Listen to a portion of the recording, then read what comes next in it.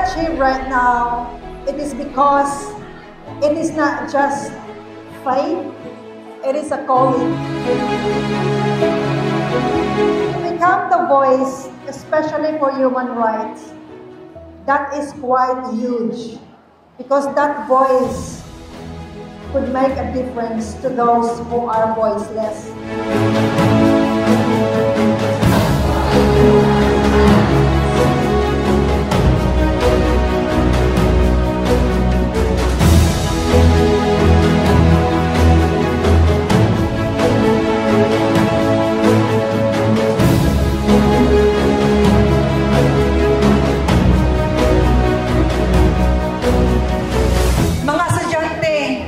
Kamo ang pag-asa sa atong nasod.